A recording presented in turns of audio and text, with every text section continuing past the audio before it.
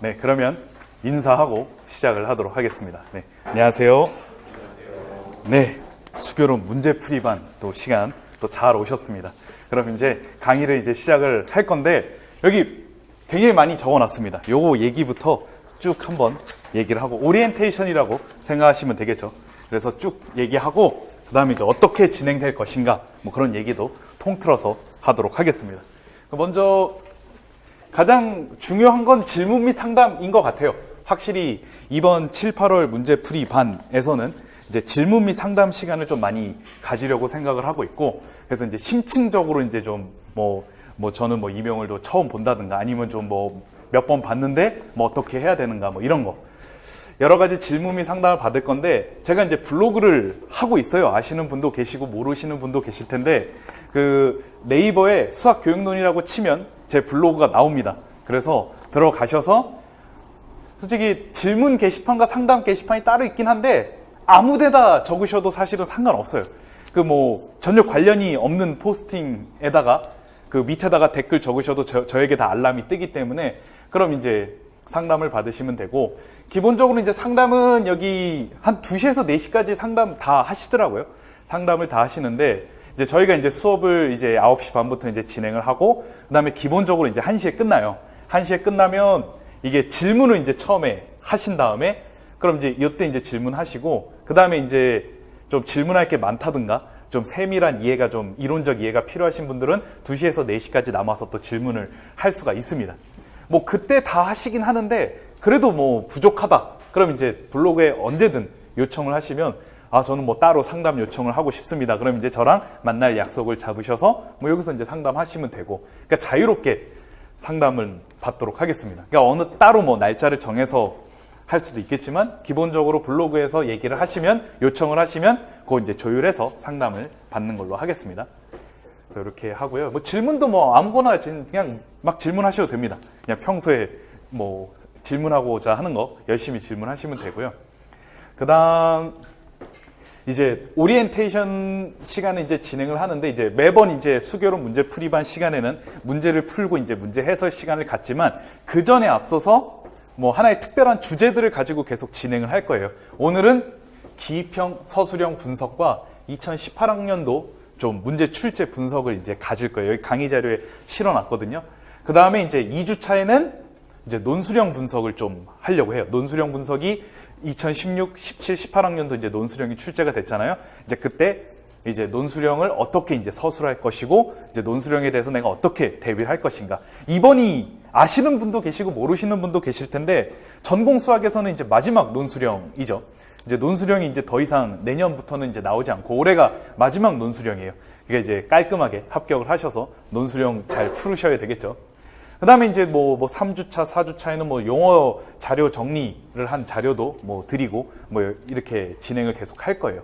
혹시 나는 뭐가 필요하다. 작년에도 했었거든요. 이제 작년에도 선생님 저는 이런 자료가 필요합니다. 그럼 제가 최대한 반영해서 빠르게 만들어 보도록 하겠습니다. 이것도 이제 요청해서 만든 거예요. 핵심 용어 자료 같은 거 해서 이제 어떤 이론에 대해서 정확하게 서술한 것들, 이제 그런 것들을 이제 요청을 해서 드렸는데, 이것도 더 드리도록 하겠습니다. 추가로 요청하실 거 있으면 언제든 말씀하시면 되겠습니다. 그 다음, 네, 자꾸 부러지네요. 세 번째.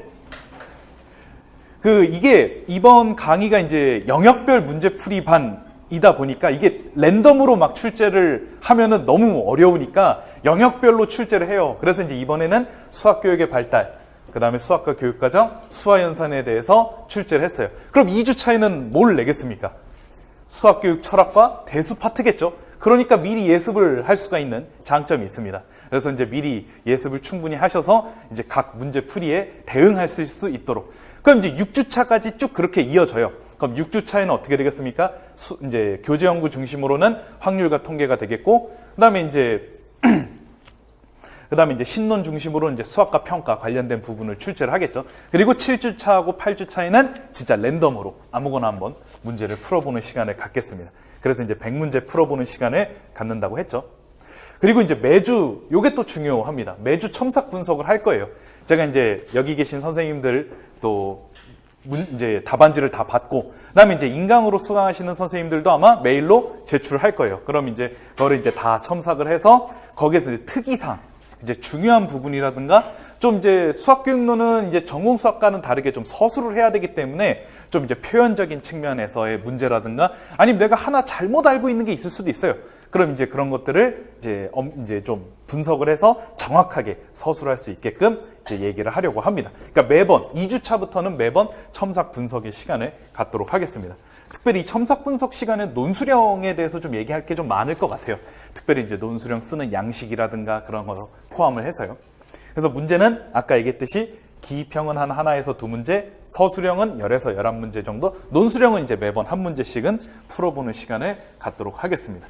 그래서 이제 총 100문제, 8주에서 100문제를 출제를 하기로 했죠. 그래서 이거 기억하시면 될 것 같고, 그 다음에 목요일에 내일인데 특강이 있어요. 이거 얘기를 안 할 수 없겠죠. 내일은 그냥 편하게 오셔서 신논2 할 거예요. 편하게 오셔서 신논2에 대해서 이제 자료 받아가시고, 그 다음에 좀 신논2가 어떤 건지 이제 강의 수강을 하시면 될 것 같고, 뭐 무료니까 그냥 편하게 오시면 될 것 같고, 그 신논2를 이제 보시면 그 신논1이라고 하기엔 좀 그렇지만 저희 수학교육학 신논 있잖아요. 그 신논에 있는 내용과 겹치는 부분도 상당히 많아요. 대략 한 반 정도는 겹치는 것 같아요. 그래서 이제 그 부분은 이제 다 삭제를 하고, 제가 이제 신논을 1, 2월에 8주간 강의를 했어요. 그럼 이제 얘도 물론 신논만큼의 분량은 아니지만 뭐 최소 5, 6주 정도는 강의를 해야 책을 전체적으로 분석했다 할 수가 있는데, 근데 이제 신논과 겹치는 부분 다 칼질하고, 그 다음에 너무 이론적으로 깊이 있는 것도 꽤 많이 있어요. 너무 막 들어간 것도 있어요.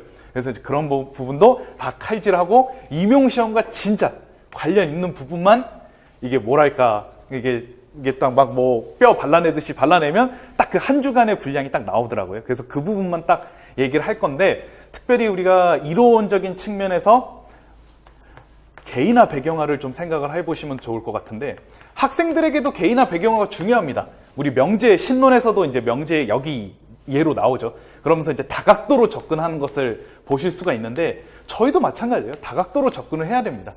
이제 신론에서는 딱 이론이 나오고 딱 그거에 대해서 이제 설명이 나오는 어떤 좀 되게 간결한 형식으로 적혀 있다면, 신논2나 다른 여러 가지 책들을 통해서 이제 좀 더 개인화 배경화를 하면 이론에 대해서 조금 더 깊이 있게 이해하는 데 도움이 될 거라고 생각을 하고, 그런 측면에서 이제 신논2를 이제 수강을 내일 하시면 될 것 같습니다.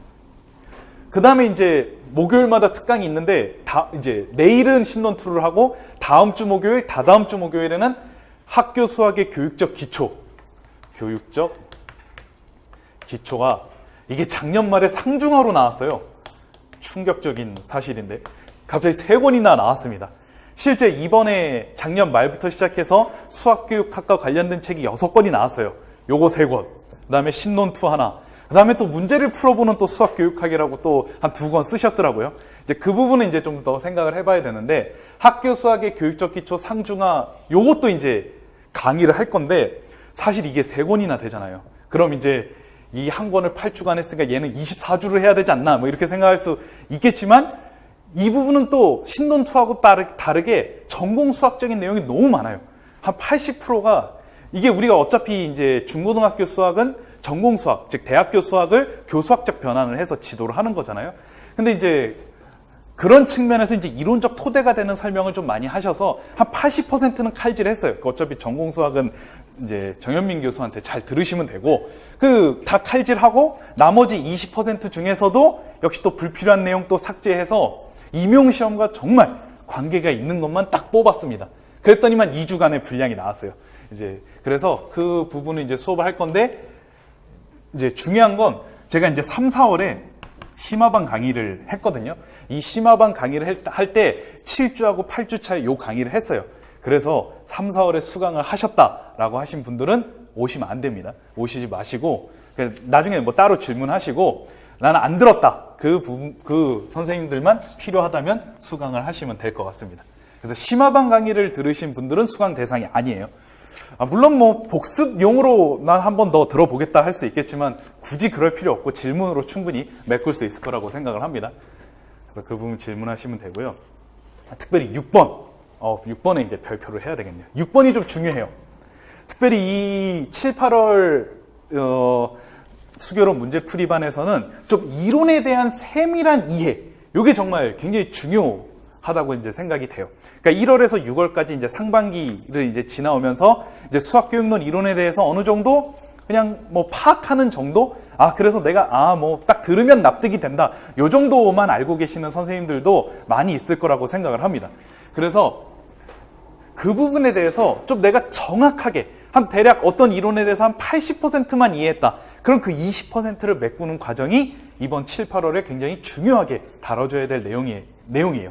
그래서 이제 저희가 이제 강의를 1시까지 하는데 질문 1시에서 2시까지 질문 시간을 또 따로 할 건데 이때 이제 여러 가지 또 질문을 하시고 나는 부족하다. 정말 저랑 진짜 1대1로 개인 교제를 하면서 심층적으로 이해하고 싶다. 그럼 4시까지 남으시면 돼요. 작년에도 이렇게 4시까지 꼬박꼬박 남으셔서 저하고 같이 막 씨름하고 이러신 선생님들이 많이 계셨는데 기본적으로 수업을 4시까지라고 생각을 하시고 내가 그동안 이론적으로 좀 부족했다. 아니면 정확하지 않다. 애매하다. 이런 부분을 확실하게 이해를 하고 넘어가시면 되게 좋을 것 같아요. 이때 뭐 상담도 받고 다 얘기를 하도록 하겠습니다. 그리고 정현민 전공수학 강의를 들으신 분들은 질문 시간을 따로 하잖아요. 정현민 교수도. 근데 뒤에서 하는 걸로 알고 있거든요. 정현민 교수하고 심대현 교수가 이제 뒤에서 이제 질문을 이제 따로 받고 뭐 상담도 하고 하는 걸로 알고 있는데 전공수학과 다르게 수학교육론은 앞에서 질문을 받도록 하겠습니다. 이게 왜 그렇게 했냐면은 그 작년에도 괜찮았는데 앞에서 이제 그냥 토론식으로 할 거예요. 그냥 여기 앞에 계시면은 그냥 자유롭게 그냥 막 질문하세요. 그냥 아무거나. 그럼 이제 뭐 토론도 하고, 그럼 뭐 여기 학생 A 선생님께서 질문하시면 또 학생 B 선생님이 저는 또 다르게 생각합니다 하면서 뭐 뭔가 사회적 구성주의 같은 느낌도 들고, 그래서 여러 가지로 이제 얘기하면서 토의와 토론을 통해서 이제 이론을 이제 강화하는 그런 시간을 가질 예정이기 때문에 그래서 저는 앞에서 받을 거고, 혹시 뭐 개인적으로 공부하실 분은 뒤에 가셔서 조용히 하시면 되겠죠. 그래서 이제 앞에서 질문을, 그래서 전 여기 이제 의자를 갖다 놓고 앉아 있을 거예요. 그러면은 마음껏 필요한 거를 질문하시면 되고, 아마 다음 시간부터는 첨삭된 내용이 이제 첨삭이 되겠죠. 이제 1주차 강의를 해서 첨삭이 될 건데, 그 첨삭한 내용을 가지고 저는 이 점수가 납득이 되지 않습니다. 뭐 이런 질문도 상관없어요. 그래서 뭐 여러 가지 다양하게 질문하시면 되고, 뭐 아까도 얘기했지만 뭐 임용시험 저는 처음 봅니다. 어떻게 해야 됩니까? 아니면 저는 몇 번 봤습니다. 어떻게 해야 됩니까? 뭐 그런 거 다 포함해서 질문을 다 받도록 하겠습니다. 그래서 대략 작년 기준으로 이게 1시에 이제 수업이 끝나면 이제 뭐 이렇게 와서 질문하세요. 그럼 대략 한 1시 반 정도 이렇게 이제 질문이 끝나면 요 중에 한 반 정도는 가실 것 같아요. 그 대략 작년 기준으로 했을 때 1시에 끝나자마자 한 반 정도는 가셨어요. 그리고 나머지 분들이 좀 질문을 하셨고, 그 다음에 또 그의 반이 남으셔서 2시에서 한 4시까지 이렇게 좀 심층 질문을 하셨는데, 아마 올해도 뭐 비슷하지 않을까 싶은데 어쨌든 심층적으로 질문을 하는 시간을 갖겠습니다. 아니면 뭐 시간이 바쁘신 분, 시간이 없다 이런 분들은 언제든 뭐 블로그에서 하시면, 블로그에 질문하면은 뭐 제가 성심성의껏 답변을 드리도록 하겠습니다. 그리고 7월 1일에 혹시 아실지 모르겠지만 정현민 전공수학 팀에서 전국 모의고사를 봤어요. 그냥 실전 모의고사라고 명칭을 했는데 왠지 좀 전국 모의고사라고 해야 조금 더 그 이름이 있는 것 같아서 했어요. 어쨌든 그래서 대략 첨삭을 그때 한 250명에서 300명 사이 첨삭을 했는데, 저도 이제 3일간 그 정현민 교수 연구실에서 3일간 아주 숙은 안 했고 어쨌든 아침부터 그 야밤까지 첨삭을 계속 했어요. 특별히 수교론 논수령이 있어서 좀 첨삭이 굉장히 까다로웠는데, 그러면서 이제 봤을 때 선생님들이 상반기를 공부하면 좀 요 정도구나, 이제 그런 것들을 좀 많이 느끼는 시간을 가졌는데, 안 보신 분들은 한번 좀 보시면 굉장히 도움이 될 거라고 생각을 해요. 이제 저도 이거 문제를 만드는데 그 살을 깎아서 문제를 만들었기 때문에 상당히 도움이 되실 거라고 이제 생각을 합니다. 네, 그렇게 다 해서 어느 정도 다 얘기를 했죠. 여기 있는 내용. 그러면 이제 지우도록 하겠습니다.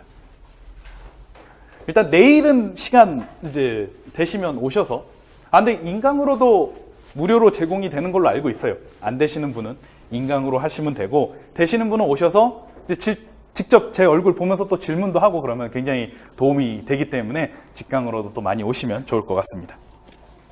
네, 그러면 오리엔테이션은 이 정도로 하고, 그다음에 네, 강의 자료 1페이지부터 오리엔테이션이 조금 더 진행이 되도록 하겠습니다.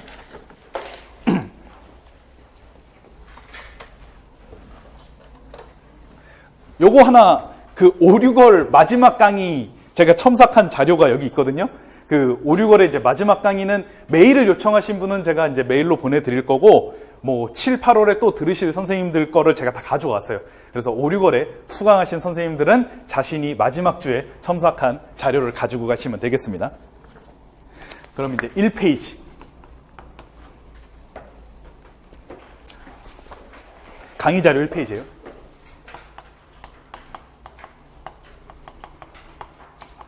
기입형을 한번 분석을 해보는 시간을 가지겠습니다. 일단 기입형 자체로는 난이도가 상승했다고 보는 게 맞습니다. 왜냐하면 올해 시험 때문에, 올해가 아니라 작년이죠. 2018학년도 시험 때문에 그런 것이죠. 일단 문제 유형을 보시면 첫 번째, 교과서 및 지도서를 파악해야 하는 문제. 그래서 이제 로그하고 역사 발생적 원리가 답으로 출제가 됐었죠. 이제 이 부분의 경우에는 딱 그 지문만 보고 로그라고 알기가 상당히 어려웠을 텐데, 그 부분은 이제 지도서를 한 번이라도 봤어야 이거는 좀 파악을 이제 문제를 풀 수 있는 유형이라서 난이도가 조금 높았던 문제였습니다. 그다음에 두 번째, 교육과정을 파악해야 되는 문제. 이 교육과정을 결국 이제 알아야 되는 때가 왔어요. 이제 2018학년도 문제를 통해서 이제 뭐 공구 개정과 1호 개정을 비교할 줄도 알아야 되고, 그래서 이제 이번에 7월 1일에 모의고사에서도 요거와 관련된 문제를 한번 출제를 했었습니다. 그래서 특별히 고등학교 1학년 교육과정까지도 파악을 해둘 필요가 생기게 됐어요. 이제 예전에는 좀 그나마 이제 교과서나 지도서 내용이 나온다고 한다면 좀 중학교 중심으로만 나왔고, 고등학교에서는 뭐 그렇게 내용적인 측면이 강조되지 않았는데 조금씩 무게추가 고등학교 내용적인 측면에서도 출제가 되는 면이 나오게 됐어요. 그래서 이제 이번에 기입형에서 이제 학습 요소를 쓰라고 했을 때 고등학교 1학년에 나왔고 연립부등식이라는 답이었죠. 그래서 그 학습 요소도 좀 파악을 했어야 될 필요가 있었고, 별책 8이라고 있어요. 이 교육과정을 이제 교육과정에 대해서 쭉 나온 이제 별책 8이 있는데, 이제 이 부분에 대해서는 특별히 많은 공부를 하셔야 될 필요가 있습니다. 그래서 이제 교육과정에 대해서 알아야 되는데 1호 개정만이 아니라 지금 이제 병행이잖아요. 그러니까 공부 개정도 알아두시고 특별히 차이점에 대해서도 분명하게 암기를 하셔야 됩니다. 이제 이 부분은 어차피 서술하게 되거나 기입형을 작성하게 될 때 뭐 토시 하나 안 틀리고 작성을 해야 되기 때문에 뭐 정확하게 이제 암기를 하셔야 될 필요가 있죠. 지금 이 부분 때문에 지금 범위가 또 올라갔어요. 범위가 이제 많아졌다고 할 수가 있겠죠. 그 부분도 좀 생각을 하시기 바랍니다. 그다음에 세 번째는 설명을 통해 관련 이론을 묻는 문제. 뭐 이런 유형은 이제 나왔죠. 어떤 쭉 설명이 나오고 이것이 무엇이냐. 그럼 뭐 수학하다, 수학적 모델링이다. 이제 이런 거 묻는 문제가 나왔고, 대화식 구성으로도 한번 나왔습니다. 그래서 이제 2017학년도에 분석법과 종합법은 실제 수업 상황이 쭉 제시가 되고, 이제 기입형으로 분석법, 종합법 딱 쓰는 내용이었어요. 그래서 이제 기입형은 크게 이제 이런 유형으로 나올 수가 있는데, 이제 추가로 조금 더 범위를 넓혀서 나올 수 있는 유형이라고 한다면 관련 수학 교육학자를 묻는 문제도 출제가 될 수 있을 거라고 생각을 해요. 그래서 이제 뭐 예를 들어 브루너의 이론 쭉 나온 다음에 뭐 가에서 설명하고 있는 가에서 이론을 주장한 수학 교육학자는 누구인가? 아니 뭐 프로이덴탈이 나올 수도 있고 그렇게 될 수도 있겠죠.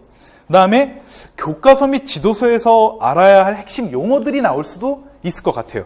그래서 이제 예를 들어 뭐 이항 정리를 묻는다든가, 이항 정리가 실제로 한번 부분적으로 나왔었죠. 아니 뭐 조건부 학력, 뭐 중요한 개념들이 있잖아요. 구분구적법, 아니면 수학적 기납법을 기입형으로 쓰라 이렇게 나올 수도 있고, 이제 수학적 기납법은 많이 출제가 된 측면이 있으니까.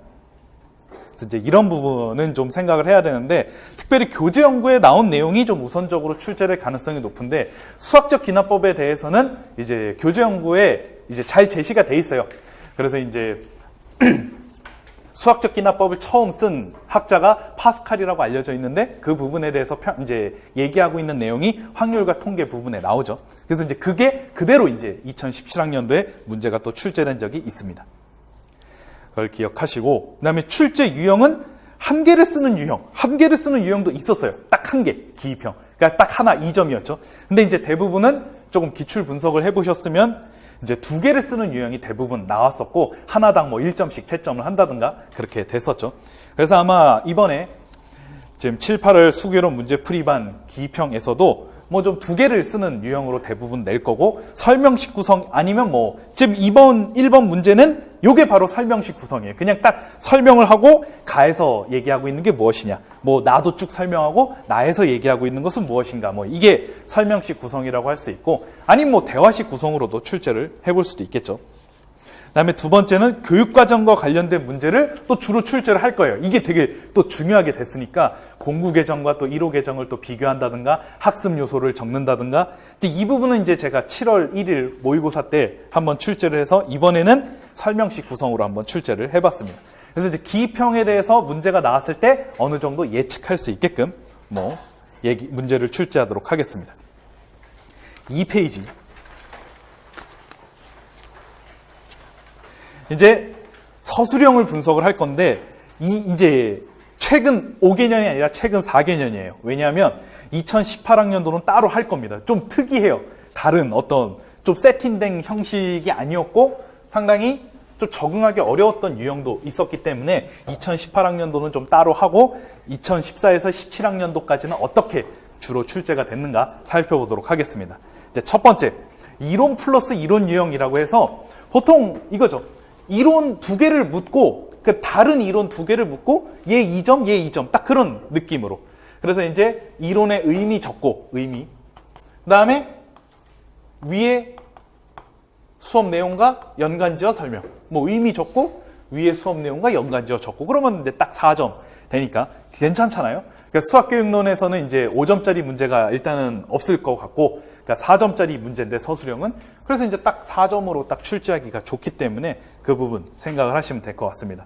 그래서 여기 2015학년도에서는 뭐 기납 추론에 대해서 쓰라고 했고, 그 다음에 시각적 모형을 제시하라고 했고, 그 다음에 두 번째는 역사 발생적 원리에 대해서 얘기하고 함수의 역사적 발달 과정에서 적고, 그 다음에 2016학년도에서는 또 EIS 이론, 브루너의 EIS 이론에 대해서 쓰고, 메타인지 이동. 그러니까 약간 상반된 이론인 것 같은데 같은 수업에서 충분히 일어날 수 있는 두 가지 이제 다른 이론에 대해서 의미를 적고 수업 내용과 관련지어서 서술하는 문제. 그런 것들이 나왔죠. 2017학년도에서는 뭐 또 수학적 다양성의 원리에 관해서 적고, 국소적 조직화 관련해서 적고, 뭐 이렇게. 그러니까 좀 약간 이론적 연관성은 없어 보이지만 하나의 수업에서 두 가지를 사용해서 나올 수 있는 문제들 출제가 됐었죠. 그 다음에 두 번째는 하나의 이론에 대해서 두 가지 내용을 서술하는 문제도 있었습니다. 그래서 2014학년도에서는 방정식에서의 분석법이 나왔었어요. 그래서 이제 두 가지 내용을 서술하라는 것과, 뭐, 그 다음 중경험주의 관련해서, 그 다음에 사고실험 관련해서도 뭐, 사고실험 딱 하나의 이론 가지고 두 가지 내용을 적는 문제였죠. 그 다음에 서술형 평가, 그 다음에 이제 투키의 탐색적 자료 분석과 관련해서 저항성, 그래프의 현시성. 그래서 이제 두 가지 내용을 이렇게 적는 유형. 이런 유형이 이제 기본적으로 세팅된 유형이라고 할 수가 있죠. 이 유형에서 벗어난 게 2014학년도 5번인데, 이건 이제 좀 유형을 벗어난 유형이므로 따로 기타로 했습니다. 그래서 문제가 이거였어요.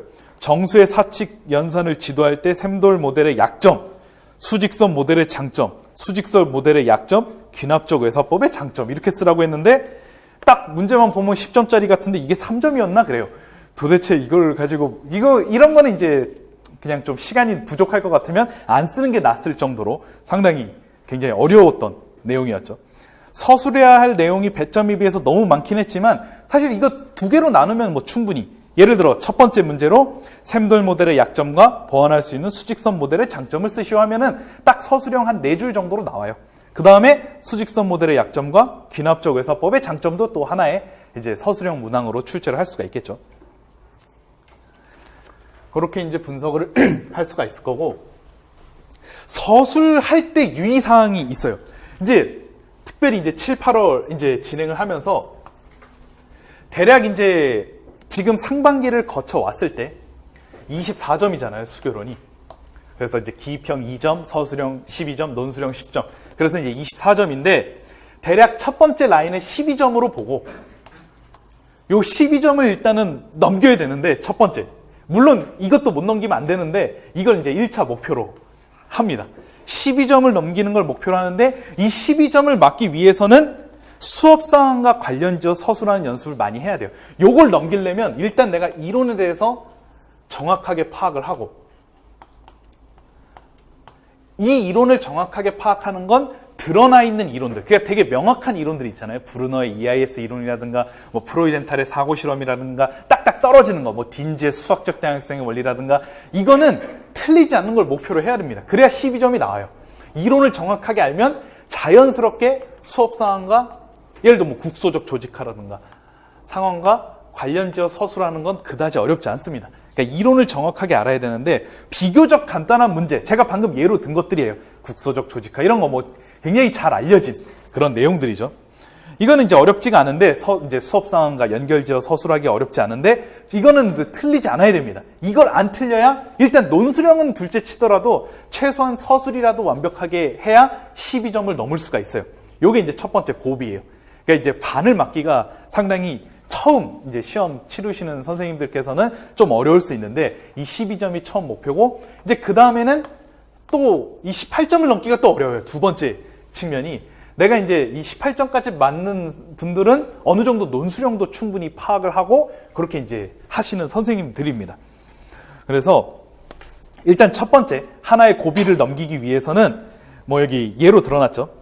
프로이덴탈의 교수학습 원리 관점에서 사고실험의 역할, 뭐 의 이런 것들은 뭐 신론에도 정확하게 이론이 나와 있고 뭐 수업과 관련지어서 서술하는데 어렵지 않습니다. 상대적으로 분명한 이론들에 대해서는 정확하게 파악을 해두는 게 필요해요. 3페이지로 넘어갈게요. 그래서 2016학년도 4번 문제도 보시면 브루너의 이론, 그럼 어차피 브루너 딱 하면 뭐 EIS 이론이겠죠. 그럼 EIS 이론 딱 서술하고 그다음 극단적인 교수학적 현상. 문제 보시면 명확합니다. 딱 보시면 3000% 빠졌어요, 수업이. 그럼 이제 메타인지 이동 관련해서 딱 서술하면 되기 때문에 이런 것들은 정확하게 파악을 해서 해야 12점을 넘을 수가 있어요. 근데 이제 요거로 가려면 18점까지 가려면 조금 의도 파악이 필요합니다. 제가 이번에 이제 7월 1일 모의고사에서도 극단적인 교수학적 현상과 관련해서 조금 의도를 파악할 수 있게끔 약간 난이도를 높게 냈어요. 딱 정확하게 나온 게 아니라 약간 좀 극단적인 교수학적 관련해서 서술하라고 했는데 2017학년도에서도 그냥 활동지만 제시를 해놓고 갑자기 일어날 수 있는 극단적인 교수학적 현상을 적으라고 하니까 이 부분은 상당히 난이도가 높았을 거라고 생각을 합니다. 이제 그때는 그 활동지를 잘 보고 어떻게 극단적인 교수학적 현상을 연결지어 설명할 것인가. 그렇게 되려면 극단적인 교수학적 현상의 진짜 본질적인 의미를 정확하게 파악을 해 두셔야 되고 그에 따라서 이제 서술하는 연습을 해야 되는데 그런 이제 의도와 의중을 파악해서 서술할 수 있다면 요 벽을 또 넘을 수가 있어요. 그 다음에 이제 여기가 또 벽이에요. 여기가 20점을 넘는다. 내가 20점 정도 나온다. 그럼 신론과 교재연구에서 벗어나야 돼요. 벗어난다는 것 세 가지가 있죠. 학교 수학에 요거부터 적을게요. 수학학습 지도 원리와 방법. 그 다음에 학교 수학의 교육적 기초. 이거 학교 수학의 교육적 기초 책 3권 가지고 계신 분은 많이 없을 것 같은데 있으시다면 80%는 걸러서 읽어야 돼요. 전공 수학 관련한 게 너무 많기 때문에 이거 상중하. 그 다음에 신론 2. 신론 2는 뭐 요거에 비해서는 좀 신론 2가 뭐 요게 이제 조금 더 중요한 것 같아요. 보니까 요게 이제 임용시험과 관련된 부분도 상당히 좀 잘 나와 있고 신론 2는 이제 필요한 부분만 이제 습득을 하면 되겠죠. 이제 요런 것까지 습득을 해서 전체적으로 이론적 범위를 늘려 나가야 20점을 넘어서 갈 수가 있어요. 그러니까 이제 이 부분을 좀 생각을 해야 되겠죠. 그러니까 신론과 교재연구만 딱 해서는 20점을 넘기가 어렵습니다. 그런 면에서. 그러니까 이론을 좀 풍성하게 좀 이해를 해야 점수를 좀 많이 얻을 수가 있겠죠. 그러니까 예를 들어 여기 3페이지로 계속 가시면 2017학년도 2번 탐색적 자료 분석 관점에서 보면 딱 저항성, 현시성, 뭐 교재연구에도 정확하게 제시가 돼 있고 이런 문제는 틀리면 안 된다 이겁니다. 이런 문제도 틀리면 점수가 요걸 넘을 수가 없어요. 그러니까 이렇게 정확하게 제시되고 딱딱 서술하는 문제들은 정확하게 풀 수가 있어야 되겠죠. 근데 좀 난이도가 조금 올라가면은 이제 단순히 딱 정확하게 나와 있는 거를 매칭시켜서 1대1 대응시켜서 이론 딱 적고 그 다음에 수업 상황 연결지어 적고 요거에서 벗어나 이번에 논술형 뭐가 나왔습니까? 구성주의에서 뭐 급진적, 사회적 구성주의의 차이점 이제 조금씩 뭔가 좀 의도도 파악하고 좀 생각해야 될 문제들이 조금 더 출제가 됐었다는 거죠. 그 다음에 또 딘즈 이번에 이제 사실 딘즈의 이론 나오면 아마 머릿속에 생각할 거예요. 아, 이거 뭐 수학적 다양성의 원리 나오겠지. 아니면 지각적 다양성의 원리 나오겠지 했는데 갑자기 뭐 교구에 뭐 어떤 수학적 구조가 내포되어 있는 뭐 이런 알 수 없는 내용이 나왔어요. 그 부분을 딱 봤을 때 한 번에 파악이 안 될 수 있었을 거라고 생각을 하는데 이제 그런 부분을 넘어가야 점수를 이제 조금 더 많이 받을 수가 있겠죠. 이제 이게 포문을 열었습니다. 차이점을 서술하라는 것에서 여기서 포문을 열었기 때문에 이번에 기출에서는 여러 수학 교육학자들이 사실 상반된 이론들을 많이 냈어요. 그 이론들을 비교하고 논술형을 서술하는 문제도 나올 수가 있다는 것입니다. 그러니까 그 부분에 대해서는 좀 의도도 파악하고 정확하게 이론적인 이해도 많이 있어야 돼요. 그러니까 이제 2017학년도까지는 딱 어떤 이론 제시되면 명확하게 나와 있고 수업 상황과 관련 지어만 적으면 됐는데 이번 2018학년도에서는 조금 그런 규격을 좀 벗어난 문제들이 좀 많이 나와 있었습니다. 그래서 3페이지 상반부에 가면 문제에 내포된 의미를 이제 잘 파악하는 게 되게 중요한데 예를 들어 여기 보시면 수직선 모델의 약점 요거 한번 오늘 어차피 수화 연산을 하니까 좀 분석을 해보도록 할게요. 수직선 모델의 약점과 수직선 모델이죠. 그 다음에 귀납적 외사법의 장점. 자, 수직선 모델의 약점이 무엇입니까? 이건 이제 중학교 1학년 교과서 1호 개정 거를 보시면 돼요. 이거를 정확하게 파악을 해야 알 수가 있어요. 수직선 모델의 약점은 음수의 다중적인 의미가 드러난다. 그냥 이렇게만 쓰면 감점이 될 수 있어요.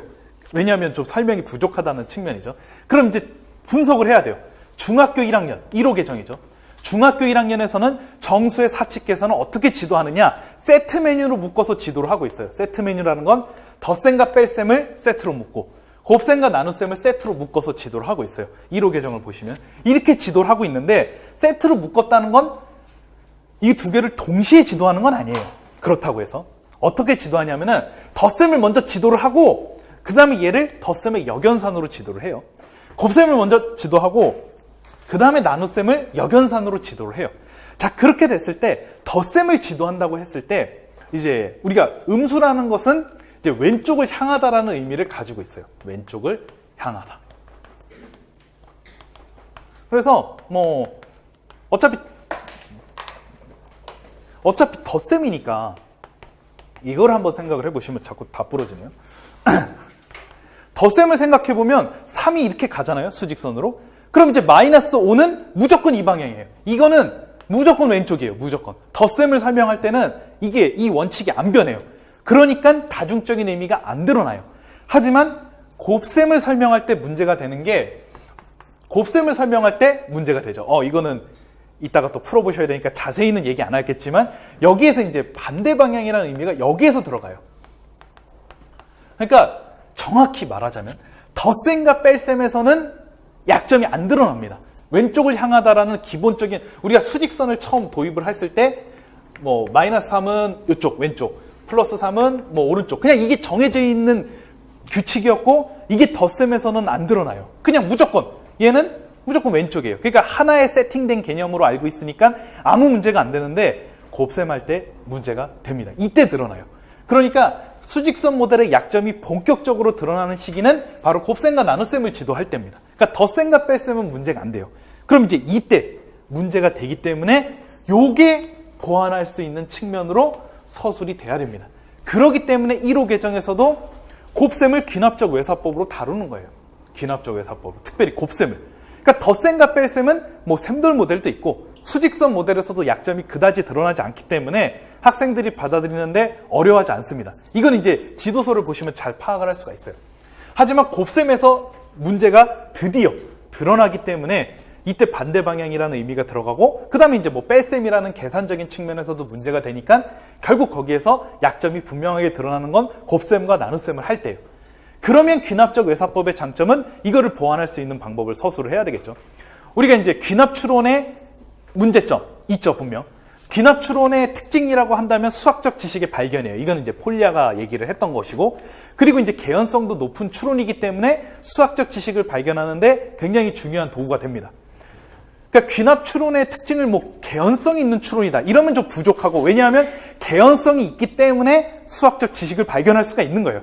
개연적이기 때문에, 그럴 가능성이 높기 때문에 지식을 발견할 수가 있는 건데, 근데 이제 그게 특징이지만 문제점도 있죠. 참임을 보장하지 못하는데 이제 수학적 귀납법이 어떤 면을 보완할 수가 있습니까? 연역 추론이기 때문에 참임을 보장할 수가 있는데, 수학적 귀납법 이것도 생각을 잘 하셔야 돼요. 그러니까 단순히 수학적 귀납법이 그냥 이제 귀납 추론을 보완한다 이렇게 서술하면 감점이 될 여지가 있을 수 있고, 어떤 면을 보완하느냐? 얘가 이제 연역 추론이거든요.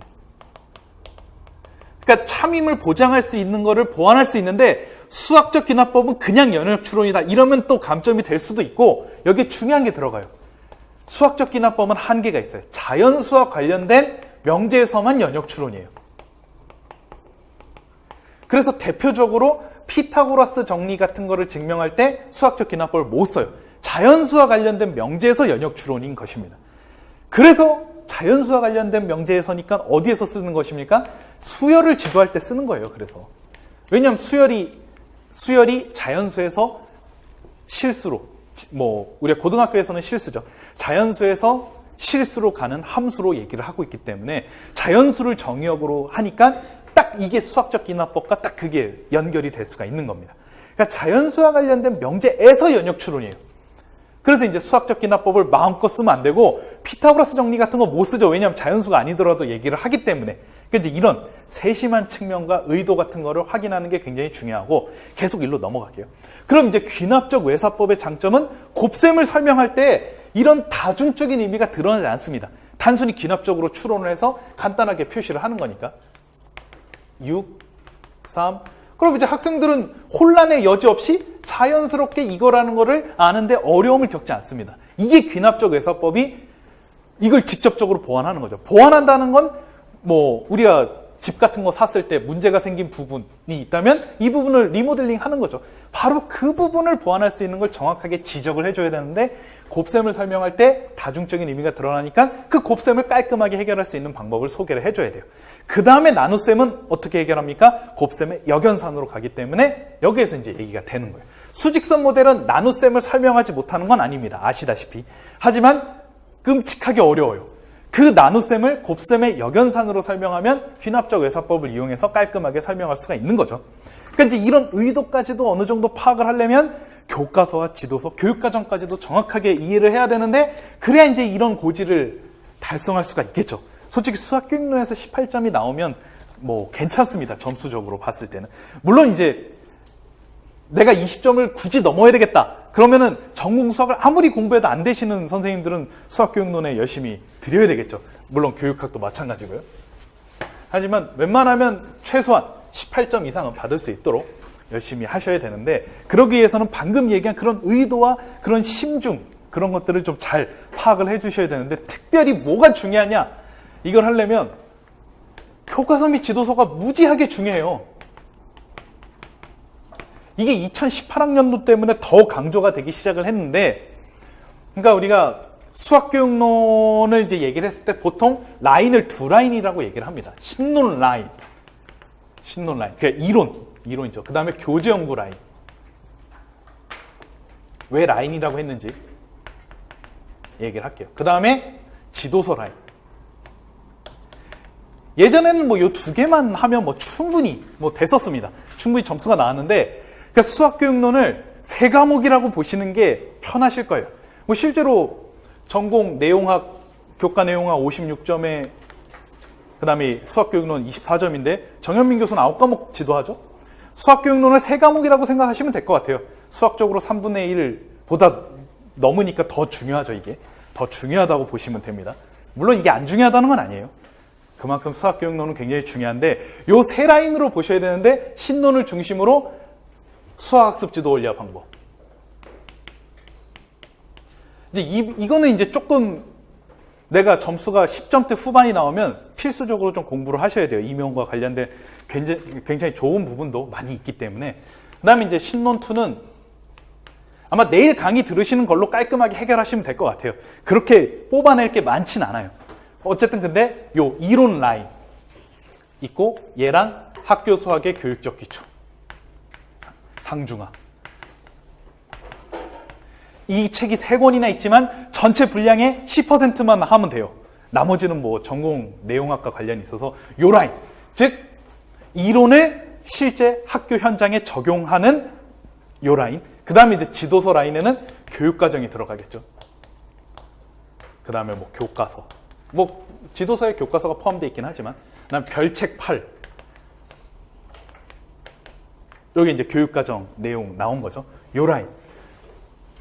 지금 강조하고자 하는 건 무엇이냐면 생각보다 요 2라인은 어느 정도 많이 공부를 하셨겠지만 요 라인에 대한 이 공부량이 많이 부족하신 선생님들은 많다고 생각을 해요. 왜냐하면 그 전까지만 해도 이 라인이 그렇게까지 강조가 되지 않았지만 이번에 대략 보시면 24점 중에 영향력이 한 10점 정도 있어요. 진짜 보시면 알겠지만 일단 기입형은 깔끔하게 여기서 나왔죠. 교육과정에서. 그 다음에 서술형 한 문제도 깔끔하게 여기서 나왔죠. 그 다음에 논술형에서도 10점 중에 한 4점 정도의 영향력이 있어요. 충분히. 그 다음에 뭐 이번에 시험 문제 보셔서 알겠지만 실제로 그 모형을 보고 일반화된 식을 이끌어내는 요게 나왔었죠.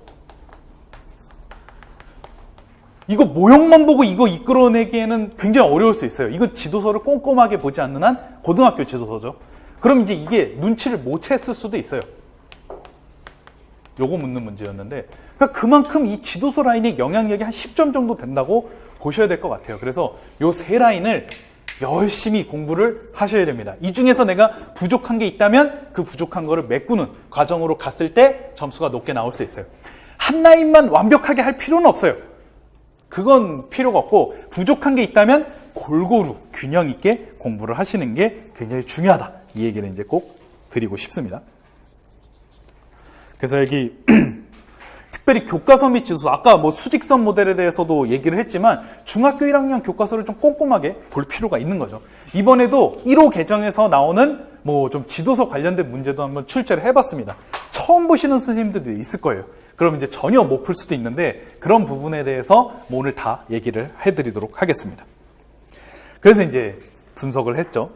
그래서 서술형 출제 방향은 뭐 이론 플러스 이론 유형 아니면 하나 이론에 대해서 2가지 내용 뭐 이런 거 골고루 얘기를 할 거고 그 다음에 이제 이번 2018학년도를 토대로 봤을 때 뭐 여러 가지 다양한 관점들도 출제를 할 겁니다. 예를 들어 뭐 2가지 이론을 서로 비교해서 서술하는 문제 아니 뭐 교육과정에 대한 문제 그리고 평가 방법 및 유의사항에 따라서 어떤 것을 지도에 하지 말아야 하는가 뭐 이런 것도 다양하게 다루도록 하겠습니다.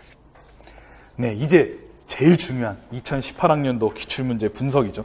요거는 확실하게 기억을 해두셔서 아마 2018학년도를 들으시면 이 기출 분석을 들으시면 이번 2019학년도 예상이 될 거라고 생각을 합니다.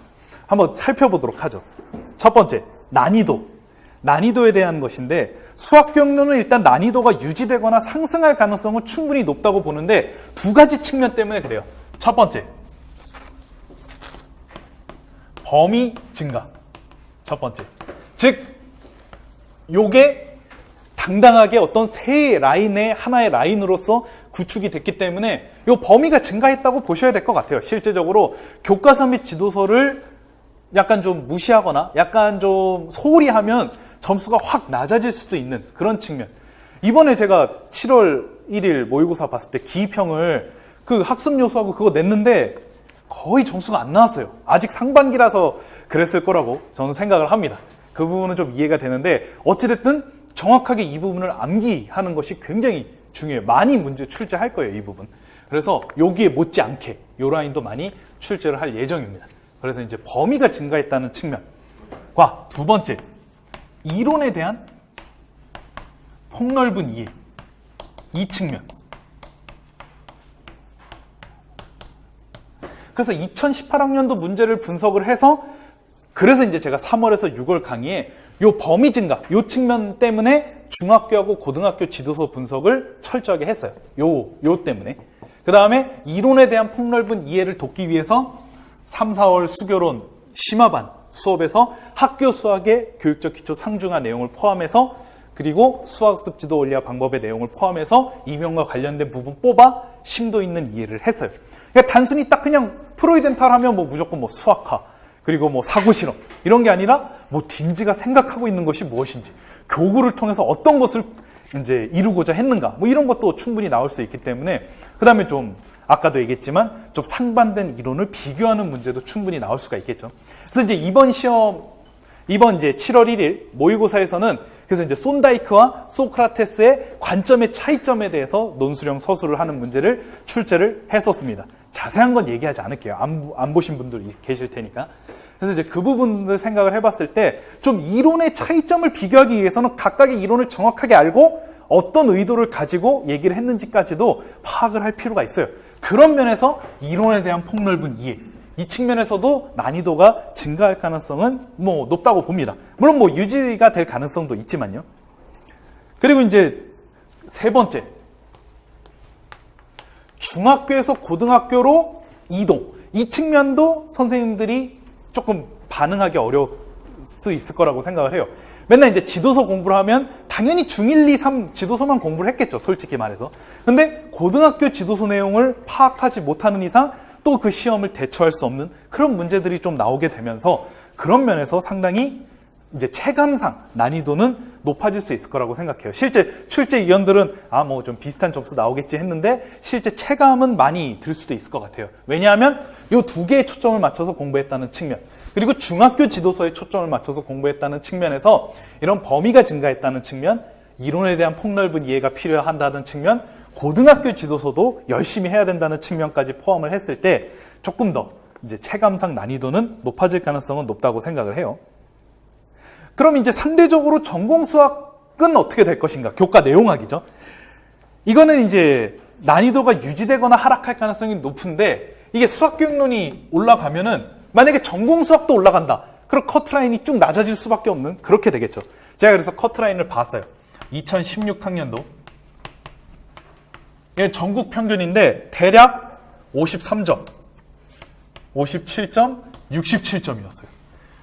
이게 사실 되게 평가가 많이 됐어요. 그러니까 수학 외에 다른 과목은 막 커트라인이 80점씩 나오고 그러거든요.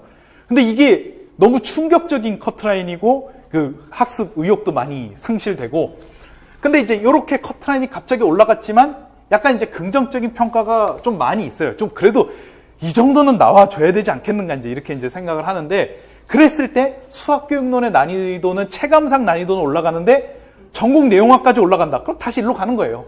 그럼 이제 또 회귀가 되게 되니까 그런 측면에서 상대적으로 좀 교과 내용학은 좀 하락할 가능성이 높다. 그래서 대략 이 커트라인을 맞출 가능성은 높다고 봅니다.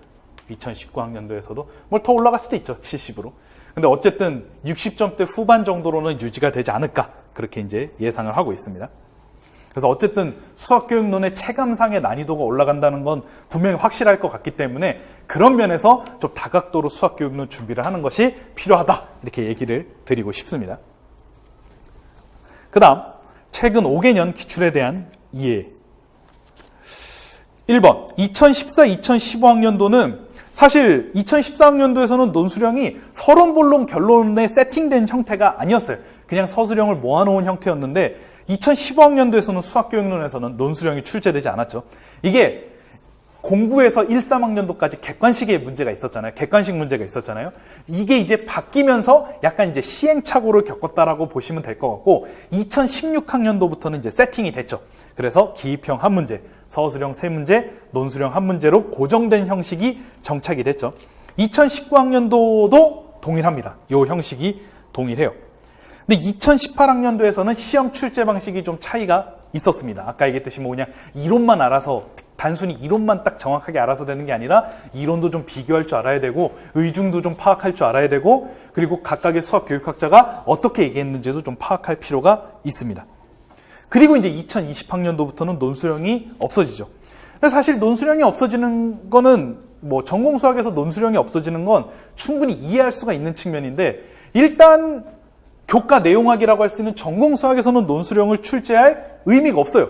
어차피 뭐 서술형 하나, 논술형 하나 큰 차이 없고 그냥 논술형 분량만 많아질 뿐이죠. 그나마 이제 의미가 있었던 게 수학교육론에서의 논술형인데 사실 잘 보시면 수학교육론의 논술형은 의미가 없는 게 왜 의미가 없냐면은 원래 논술형이라는 건 서론, 본론하면서 이제 자신의 의견을 개진하고 주장하고 그래서 나는 이렇게 생각한다 이렇게 가야 되는데 수학교육론은 작성 방법에 따라 안 하면 의견 다 무시입니다. 무조건 작성 방법에 따라서 해야 돼요. 그냥. 맞죠? 그냥 이거에 따라서 해야 돼요. 이건 뭐 그냥 시키는 대로 의견을 개진할 수밖에 없어요. 그러니까 교육학에서의 논술형과는 질적으로 차원이 틀려요.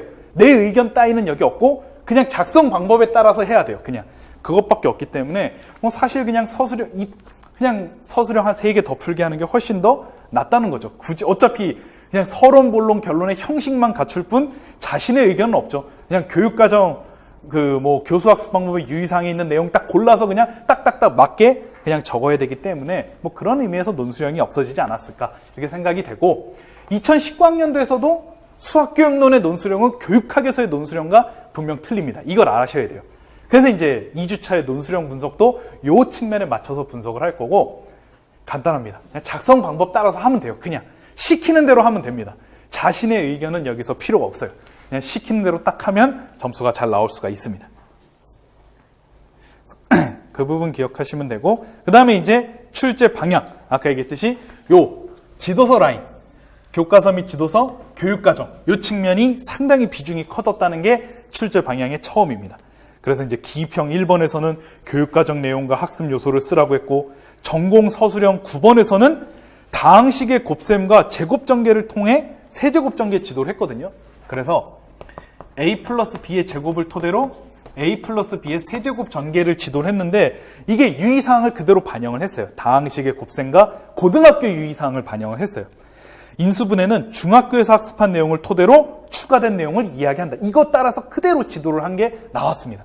그래서 문제를 출제할 때도 교수학습 방법 및 유의사항에 철저하게 맞춰서 출제를 할 거라는 것도 생각해 볼 수 있겠죠. 뒤로 넘어가시면 세 번째 5페이지죠.